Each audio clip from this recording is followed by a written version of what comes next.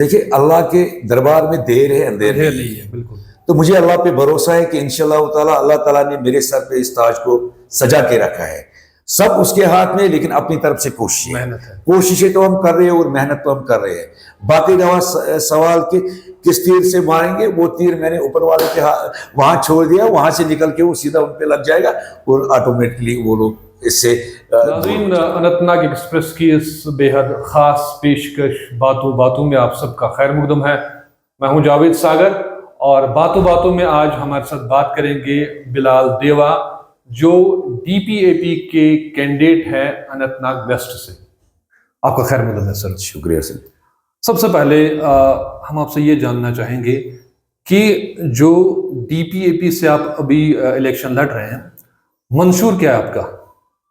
मंशूर, पहले तो मैं आपका शुक्रिया अदा करना चाहता हूं। मंशूर जो हमारा है वो है डेवलपमेंट, पीस, बेरोजगारी पे फोकस करना, ये हमारा मंशूर है। बेरोजगारी को खत्म करना, बिल्कुल। तो इसके लिए कोई खास प्रोग्राम? देखिए, बेरोजगारी सब बोलते खत्म करेंगे, डेवलपमेंट सब बोलते लाएंगे, कोई खास रोड मैप है आपके जहन में? देखिए, जो हमारा कायद है उसका जो रिपोर्ट कार्ड है वो आप लोगों के सामने ही है। बिल्कुल। अगर हम जनाब बुरहानवी आज़ाद साहब की बात करें तो जब उसने अपनी 2.5 साल निकाले तो 2.5 सालों में जो उसका काम करने का अंदाज था, जो उन्होंने काम किए हैं, अगर हम उसको देखेंगे तो मुझे लगता है आज तक जिन्होंने 70 साल हुकूमत की है उन्होंने भी कभी ऐसा नहीं सोचा होगा। क्योंकि आज़ाद साहब का काम और आज़ाद साहब का सोच जो है वो सबसे अलग है। आज़ाद साहब एक इंटरनेशनल लीडर है, ना कि नेशनल लीडर है। तो आज़ाद साहब के सोच से हम जब सोच मिलाते हैं तो इंशाल्लाह हमें पता है कि आज़ाद साहब इस जम्मू कश्मीर को इस दलदल से निकालेंगे। आप ये कहना चाहते हैं कि जब आप आज़ाद साहब से मुंसलिक होते हैं तो आप भी मोतबर बन जाते हैं?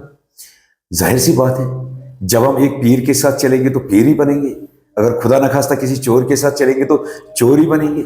बिल्कुल, ये बात रोज़ रोशन की तरह आया है कि आज़ाद साहब का अपना एक बड़ा कंट्रीब्यूशन है, न कि जम्मू कश्मीर में बल्कि पूरे मुल्क की डेवलपमेंट में उनका अपना एक किरदार है, अपना एक कंट्रीब्यूशन है। लेकिन आज़ाद साहब का कंट्रीब्यूशन अपनी जगह, बिलाल देवा का कंट्रीब्यूशन क्या है इस इलाके में? वो तो आपको ग्राउंड लेवल पे जाके ही पता चलेगा। फिर भी आप समझाना। जब मैं 2011 में मैंने छोटा सा एक इलेक्शन लड़ा था एज ए सरपंच। तो उस टाइम भी मैंने एक इंडिपेंडेंट सरपंच का इलेक्शन लड़ा था और जीत के आया था। फिर मैंने अपने जो छोटा मोटा मेरा एक गांव था, मैंने उस गांव की डेवलपमेंट की, मतलब जितना मेरे से हो सका वहां की डेवलपमेंट की, वहां के लोगों की खिदमत की। तो वहां से मुझे उठा के उन्होंने एक दूसरी कुर्सी थमा दी, जब जो कि एक मैं DDC मेंबर हूं। आज के डेट में अगर मैं DDC मेंबर हूं, DDC मेंबर के साथ साथ अगर आप मेरी कॉन्स्टिट्यूंसी की तरफ देखोगे जो Vesu block and Qazigund block है, तो मुझे नहीं लगता है कि कहीं पे जो 70 साल हुकूमतों में रहे हैं उन्होंने उन हलकों की तरफ और उन पंचायतों की तरफ कभी भी मुझे नहीं लगता है कि उनकी नजर पड़ी थी। जहां पे मैं गया हूं, जहां पे मैंने रोड बनाए, जहां पे मैंने प्ले फील्ड बनाए, जहां पे मैंने ट्रांसफार्मर लगाए, जहां पे मैंने बहुत अच्छी डेवलपमेंट थी, तो उस का जो आज आप नतीजा देख रहे हो वो यही है कि सरपंच से लेकर DDC मुझे बनाया और अब इंशाल्लाह ताला DDC से लेकर वो मुझे असेंबली में भेजेंगे। ये है उसका। ठीक है, ये जाहिर सी बात है, अभी आप DDC मेंबर भी हैं इस इलाके के। बहसते DDC आपने बहुत काम किया, लेकिन ये भी मुमकिन नहीं है कि बहसते आप DDC आप सभी जो इस इलाके के लोग हैं, जो वोटरान हैं उस समय के, आप इंसाफ कर पाए हों। ये मुमकिन नहीं कि एक इंसान कुर्सी पे बैठ के 100% इंसाफ कर पाए या हर एक व्यक्ति के पास पहुंच जाए। तो कहीं ना कहीं ये चीज़, इसको हम बोलते हैं एंटी इनकम्बेंसी फैक्टर।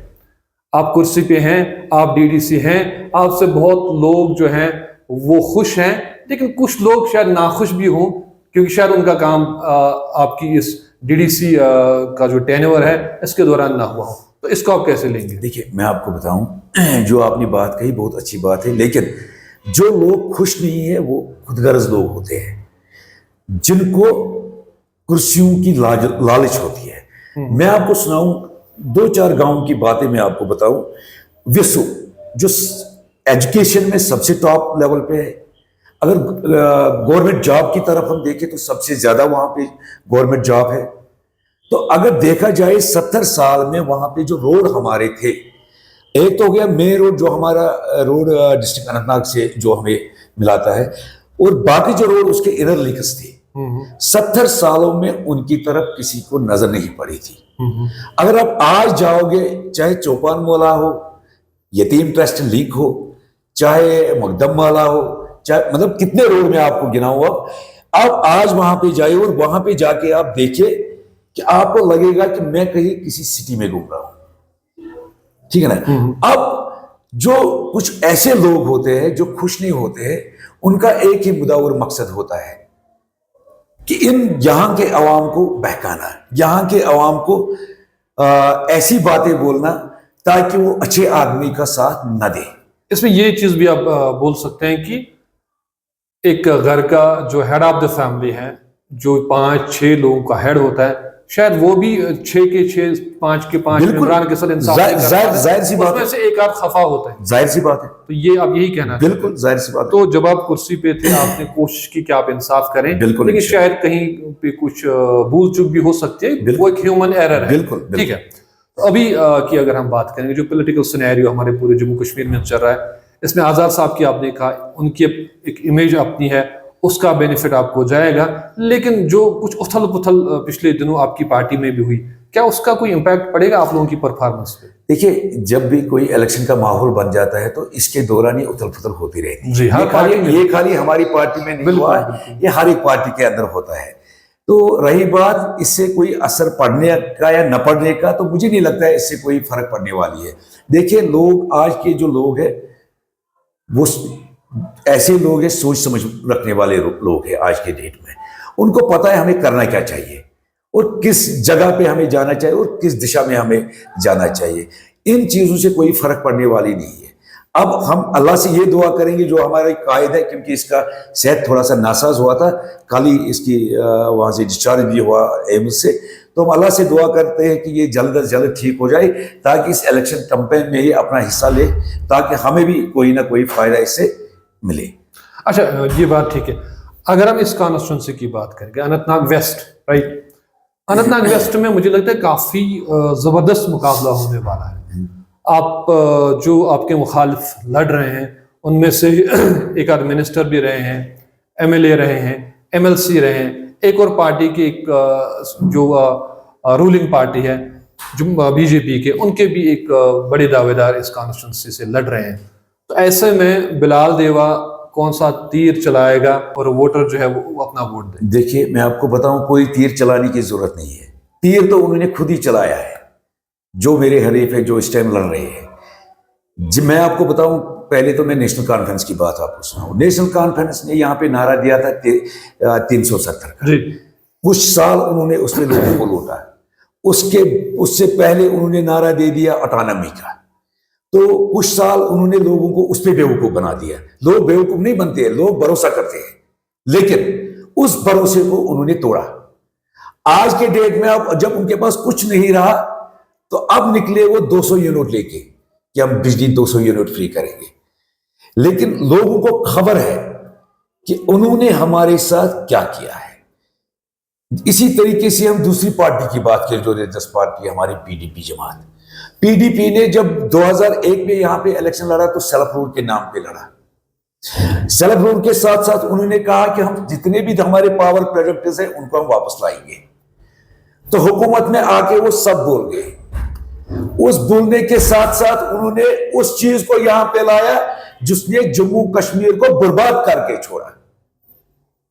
2019 5 अगस्त को उन्होंने जो 370 यहां से हटाया, तो वो देन है PDP की। अब मुझे बताओ, मुझे तीर चलाने की जरूरत नहीं है।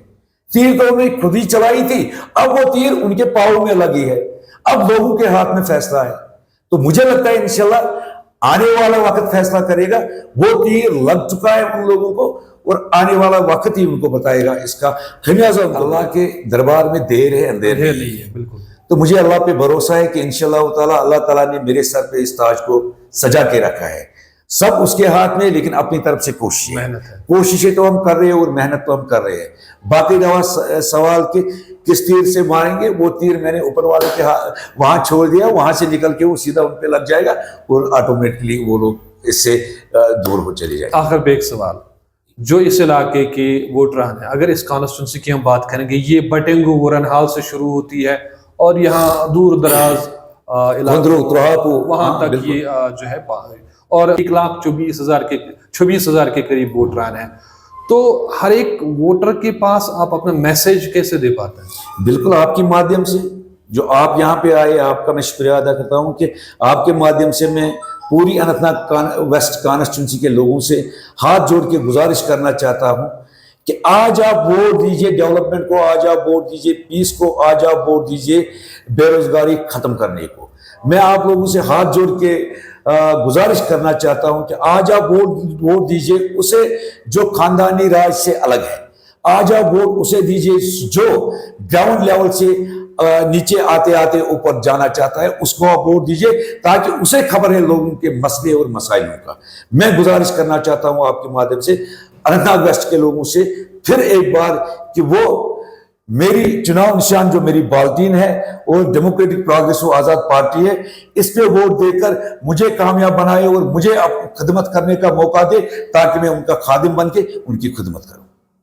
बहुत बहुत शुक्रिया बात करने के लिए। शुक्रिया। नाज़रीन, बिलाल देवा जो डेमोक्रेटिक प्रोग्रेसिव आजाद पार्टी के अनंतनाग वेस्ट के कैंडिडेट है, ये बात कर रहे थे हमसे कि क्या इनका मंशूर है, क्या इनके जहन में है और किस मुद्दे को लेके ये अवाम के पास जा रहे हैं, क्या चीज़ इनके जहन में है जो जिसको ये मुद्दा बना के अवाम के पास जाते हैं और उनसे अपना वोट मांगते हैं। लेकिन जो वर्डिक्ट है वो अवाम के हाथ में, वो आप वोटरान के हाथ में। आप वोटरान को फैसला करना है कि आपको क्या चाहिए, आपको किस इंसान में अपना लीडर और अपना फ्यूचर नजर आता है, आपको उसी इंसान को वोट देना है और किसी बहकाव में नहीं आना है, अपने वोट का गलत इस्तेमाल नहीं करना, उस इंसान को वोट देना है जो आपकी नज़र में आपके वोट का हकदार है। हमसे जुड़ने के लिए आप सबका बहुत बहुत शुक्रिया। आप देखते रहिए अनंतनाग एक्सप्रेस और हमें दीजिए इजाज़त। अल्लाह हाफिज।